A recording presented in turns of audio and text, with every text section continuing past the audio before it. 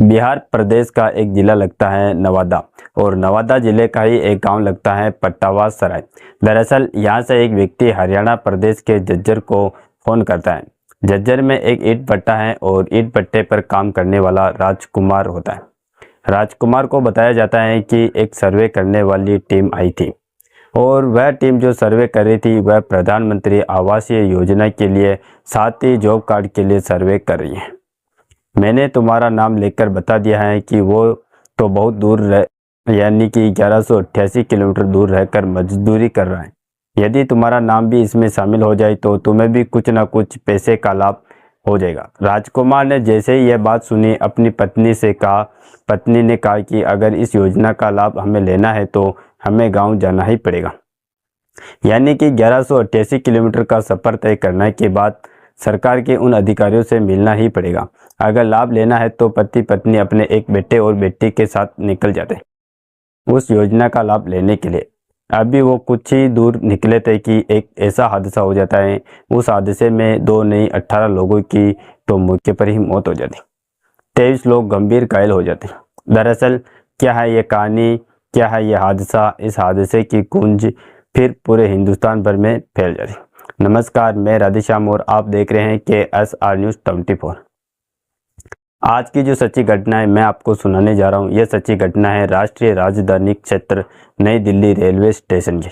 दरअसल रात के 9:26 के आसपास का वक्त हो रहा था। लोग आपस में बातचीत कर रहे थे और लोगों की संख्या कुछ इतनी थी जितनी क्या रेलगाड़ी होती। रेलगाड़ी से भी कहीं ज़्यादा दूर तक लोगों के सर ही सर नज़र आ रहे थे। जहाँ जहाँ तक कैमरे ने कैद किया वहाँ तक लोगों के सर नज़र आ रहे थे। ट्रेन छोटी दिख रही थी, प्लेटफार्म भी छोटे दिख रहे थे, भीड़ ज़्यादा दिखाई दे रही थी। तभी लोग आपस में बातचीत करते हैं, कहते हैं कि 9:26 के आसपास का वक्त कुचला है और भुवनेश्वर राजधानी साथ ही स्वतंत्रता सेनानी दोनों ही गाड़ियां बची हुई है।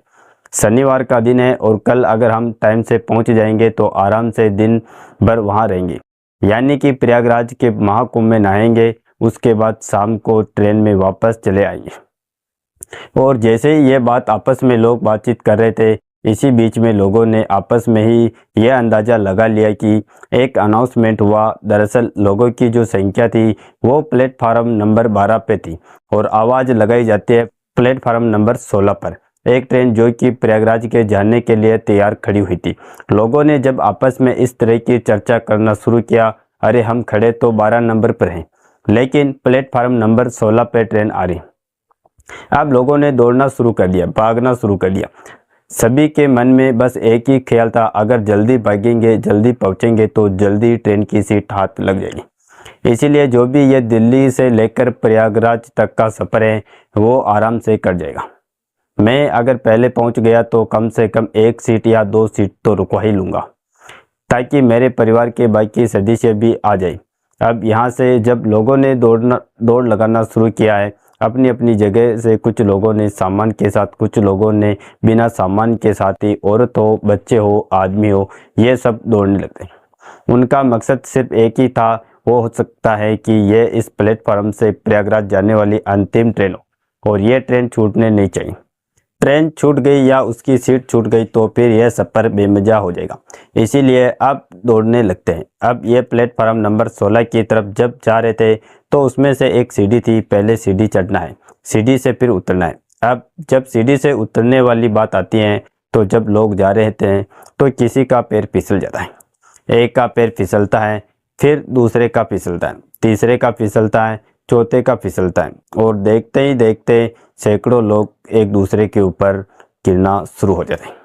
इसमें जो महिलाएं होती है, महिलाएं दौड़ नहीं पाती थी, बच्चे दौड़ नहीं पाते थे, बड़े जो होते हैं, ताकतवर जो थे, जवान जो थे, उन्होंने अपने आप को अपनी ताकत का सहारा लिया और एक दूसरे के ऊपर चढ़ते चले जाते हैं। यहाँ से लगभग आधे घंटे तक यानी कि 30 मिनट तक यानी यह दृश्य चल रहा था। अब यहाँ पर ना कोई पुलिस वाला दिखाई दे रहा है, ना कोई CRF वाला दिखाई दे रहा है या फिर रेलवे की जिसके ऊपर जिम्मेदारी थी, ना वो दिखाई दे रहा है। कुछ लोगों ने तो अपने मोबाइल निकाले और निकालने के बाद वीडियो शूट करना शुरू कर दिया, देखना शुरू कर दिया आखिरकार ये चल क्या रहा है। कुछ लोग पहले से ही वीडियो बना रहे थे क्योंकि उससे पहले उन्होंने कभी भी दिल्ली रेलवे स्टेशन पर आज तक इतनी सारी भीड़ एक साथ देखी नहीं थी। और जब लोग वीडियो बना रहे हैं, साथ ही कैमरे भी चला रहे हैं, लेकिन जो लोग दबे हुए हैं वो भी दबे चाहते हैं, और जो भाग रहे हैं वो तेज और भागने की कोशिश कर रहे थे। उनकी कोशिश थी कि जो प्लेटफार्म नंबर 16 पर ट्रेन खड़ी है, रेलगाड़ी खड़ी है, उसकी सीट पकड़नी है किसी भी तरकीब से। दरअसल ऐसे ही 9:26 तक शुरू होता है और 10 बजे तक ये ऐसे ही वाकयात चलता रहता है। यह संगम विहार दिल्ली की रहने वाली पिंकी होती है, जिसकी उम्र लगभग 37 साल के आसपास होती है। उसके परिवार के, उसके रिश्तेदार के लगभग संख्या थी 12 या 13 के आसपास। ये लोग, इनकी किसी के भी टिकट कंफर्म नहीं होते हैं। स्लीपर के लिए उन्होंने टिकट लिए थे, लेकिन आपस में बातचीत करते हैं क्या दिक्कत आ रही है। और वैसे भी रात का सीन है, आपस में बातचीत करते हैं, कब सफ़र कर जाएगा पता ही नहीं चलेगा। और वैसे भी टीटी तो आने वाला है नहीं, जांच पड़ताल के लिए चलो चलते हैं, यह भी इसमें भाग रहे थे। पिंकी भी साथ में भाग रही थी। पिंकी अब जैसे ही उस भीड़ का हिस्सा बन जाती है, जब पैरों में दबने लगती है, उसके ऊपर लोग चल रहे थे। तभी परिवार के किसी सदस्य की नज़र पहुंचती है। देखते हैं कि पिंकी तो दब चुकी थी। पिंकी को बाहर निकालने की कोशिश कर रही थी, हालांकि ढूंढने में उसे काफ़ी वक्त लग जाता है। जब उसे पब्लिक है, भीड़ है, उसे जो आदमी है वहाँ दबे हुए उसमें से निकालते हैं, तो उसमें से उसके हाथ और पैर काम करना बंद कर देते हैं। उसकी जो बेटी है, उसकी जो भतीजी है, उसकी जो भैया है, उसके जो पति है, सब लोगों ने उसके हाथ पैरों का मसलना शुरू कर दिया, ताकि उसके हाथों में गर्माहट आ जाए, ताकि उसकी सांस लौट कर आ जाए। लेकिन वह ऐसे करते करते 1 घंटा कब बीत जाता है पता ही नहीं चलता है। पिंकी की सांस में सांस नहीं आती है और पिंकी मर जाती है। पिंकी का मरना था, उसके बाद फिर लोगों का रोना पीटना शुरू हो जाता है। ऐसे ही एक कहानी शुरू होती है। यह इंदिरा एक्नफ्लेव फेज नंबर 2 किराड़ी दिल्ली के रहने वाले एक फौजी होते उमेश करी। वो अपनी पत्नी सीलम, 3 बेटी और 1 बेटे के साथ प्रयागराज में महाकुंभ में डुबकी लगाने के लिए जा रहे थे। पति, पत्नी और बेटी और बेटा आपस में बातचीत कर रहे थे कि पापा तुमने तो बहुत अच्छा काम किया, एसी कोच का टिकट कर लिया, हमें सिर्फ अपनी सीट देखनी है, कोई दिक्कत कोई परेशानी नहीं है, अपनी जब सीट मिल जाएगी तो आराम से बैठ के निकल जाएंगे। अब डर यह भी था क्योंकि सोशल मीडिया पर कुछ ऐसी वीडियो वायरल भी हो रही थी। यह बताया जाता है कि बिहार के मधुबनी की एक वीडियो थी में किसी ने एक लात मारी और एसी कोच का शीशा तोड़ा और उसके अंदर घुस जाते हैं। तो बेटी अपने पापा से कहती है कि पापा अगर हम सही वक्त पर अपनी सीट पर ना पहुंचे तो हो सकता है कि हमारी सीट पर भी कोई बैठ जाएगा और फिर हमें उसे उठा नहीं पाएंगे, भले वो चाहे एसी कोच हो या फिर स्लीपर हो या फिर कोई और जगह हो। ठीक है, उमेश गिरी कहते हैं ठीक है, जल्दी जल्दी चलते हैं। उनकी पत्नी के जो साइज है, यानी कि जो थोड़ी शरीर में मोटापा है, उनकी बेटा है वो ठीक ठाक है।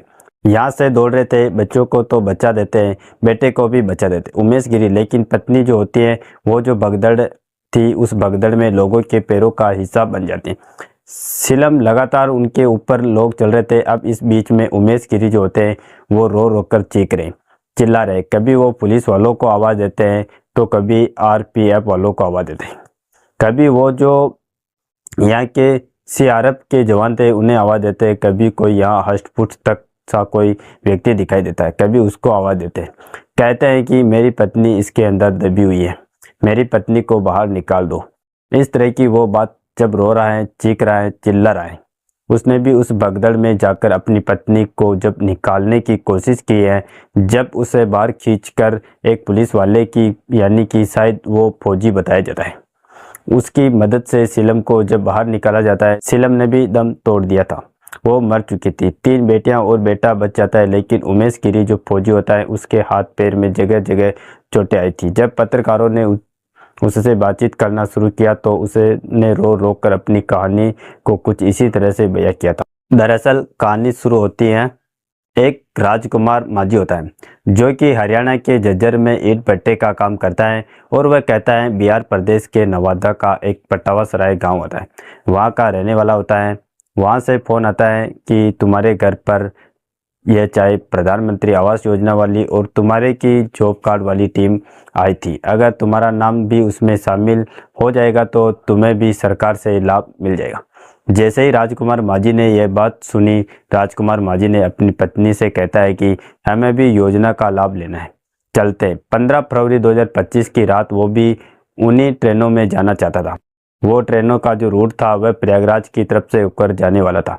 इसीलिए वो भी अपनी पत्नी से अपने बेटे जिसकी उम्र लगभग 4 साल होती है, बेटी जिसकी उम्र लगभग 8 साल है के आसपास होती है, उनके साथ वो उस भीड़ का हिस्सा बन जाता है। पत्नी और जो बेटी होती है वो उस भगदड़ में उन पैरों के तले दबकर दोनों मर जाते हैं। लेकिन जो बेटा है उसके बारे में पता चलता है, किसी ने कहा कि तुम्हारा बेटा को हमने सुरक्षित देखा है, जिसका नाम अविनाश होता है।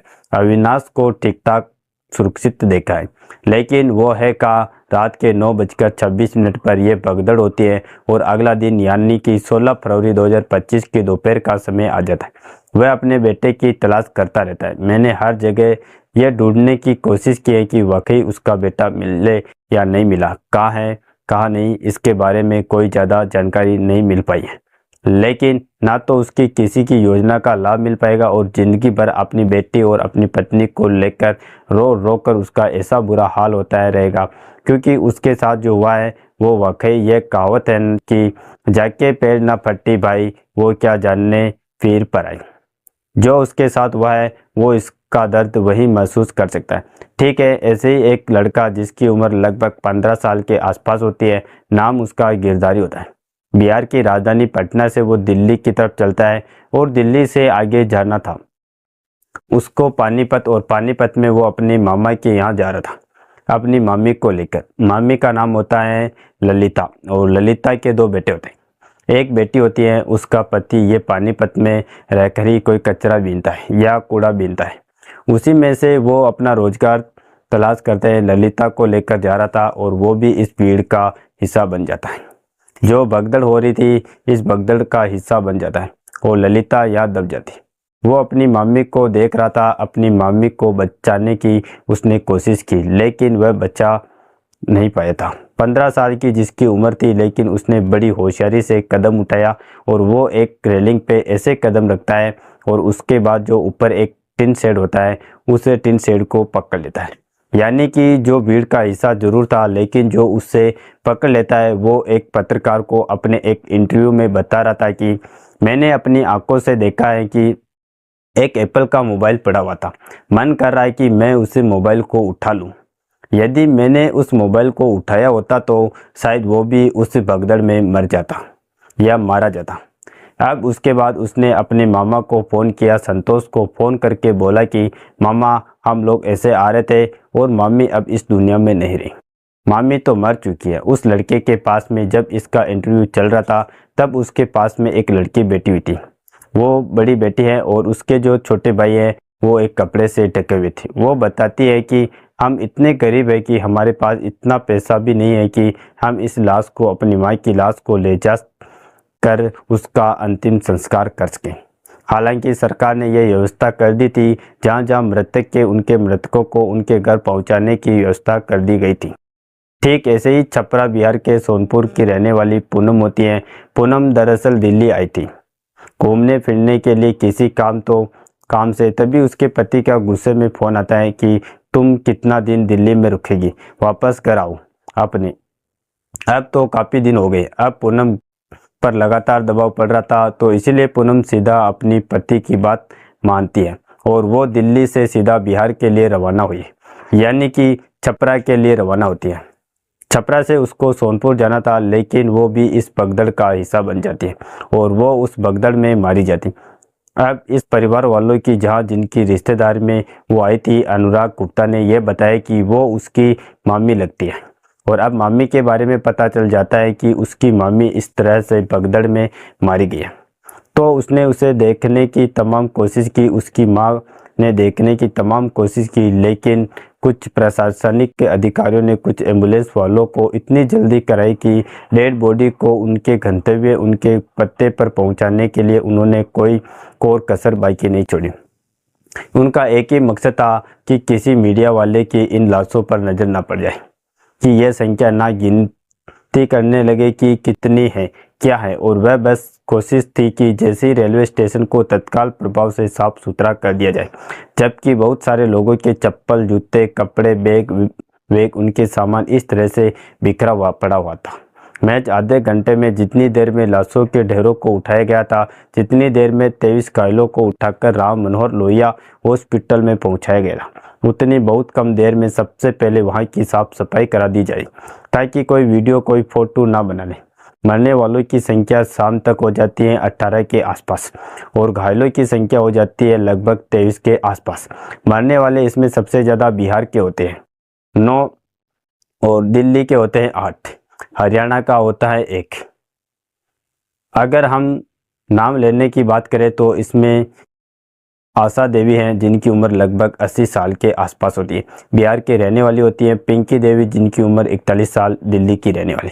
शीला देवी 50 साल, वयम 25 साल, पूनम देवी, ललिता देवी, सोरची 11-11 साल की होती है, कृष्णा देवी 40 साल और विजय साल लगभग 15 साल, और नीरज 12 साल और बिहार के रहने वाले शांति देवी 40 साल के लगभग। बिहार की संगीता मालिक लगभग 34 साल, हरियाणा की पूनम 34 साल, दिल्ली की ममता झा 40 साल, दिल्ली की रिया सिंह 7 साल, दिल्ली की बेबी कुमारी 24 साल, दिल्ली की मनोज 47 साल, दिल्ली के। सरकार ने मृतकों के लिए 10 लाख रुपए और जो गंभीर रूप से घायल हैं उनके लिए 2.5 लाख रुपए के मुआवजे की व्यवस्था की है। साथ ही 1 लाख जो मामूली रूप से घायल हैं। अब जैसे ही ये खबर सोशल मीडिया पर, अखबारों में, टेलीविज़न, हर जगह वायरल होनी शुरू हो जाती है। भगदड़ हुई और ये लोग महाकुंभ में जा रहे थे, तो इसीलिए भगदड़ होने के बाद फिर सरकार अपनी सफाई देना शुरू कर देती, विपक्ष भी सवाल उठाना शुरू कर देता, मीडिया पर रिपोर्ट करना शुरू कर देती। अब सवाल उठता है कि आखिरकार जब 1500 से ज़्यादा सामान्य टिकट बिक चुके थे, जनरल के टिकट बिक चुके थे, तो आखिरकार पुलिस प्रशासन ने व्यवस्था क्यों नहीं की थी। बताया जाता है कि 7 बजे से ही रेलवे स्टेशन पर लोगों की, यानी कि मुसाफिरों की भीड़ जुटने शुरू हो गई थी। ट्रेन से कहीं ज़्यादा लोगों के सिर दिखाई दे रहे थे। जितनी लंबी ट्रेन होती है उससे ज़्यादा लोगों की भीड़, और वो ट्रेन से भी ज़्यादा दूर तक उनकी संख्या देखी जा सकती थी। कोई सा भी प्लेटफॉर्म ऐसा नहीं था जहाँ पर भीड़ दिखाई नहीं दे रही हो। कुली जो काम करने वाले थे या फिर वहाँ जो वेंडर काम करने वाले थे, वो कह रहे थे कि हमने इतनी भीड़ अपनी ज़िंदगी में इस रेलवे स्टेशन पर आज तक नहीं देखी। बहुत बार यहाँ आना जाना होता रहा, लेकिन कभी इतनी सारी संख्या नहीं देखी। लेकिन लोगों ने कहा कि आस्था का विषय है, लोग महाकुंभ में नहाने के लिए, स्नान करने के लिए जा रहे हैं। लेकिन ऐसे ही एक पत्रकार ने, जो महाकुंभ में पहुंच चुका था, इस ट्रेन के बाद यह ट्रेन जैसे ही महाकुंभ में पहुंचती है, जिस ट्रेन के जाने से पहले भगदड़ मचती है, तो उसमें से एक व्यक्ति के सामने जब माइक किया जाता है, उससे पूछा जाता है कि सफ़र कैसा रहा। वो कहता है कि 8 घंटे तक मैंने टॉयलेट नहीं किया। तो उससे पूछा कि तुमने टॉयलेट क्यों नहीं किया था। उसने कहा कि अगर मैं अपनी सीट छोड़ देता तो मेरे हो सकता है कि वो सीट फिर दोबारा मिलती नहीं, इसीलिए मैं अपने टॉयलेट को रोक रहा हूँ, और मैंने कोई टॉयलेट वगैरह नहीं किया। यह तो उसकी स्थिति नहीं थी, बल्कि ज़्यादातर लोगों की ऐसी स्थिति थी, चाहे वो एसी कोच हो, चाहे वो स्लीपर हो या फिर सामान्य बोगी हो।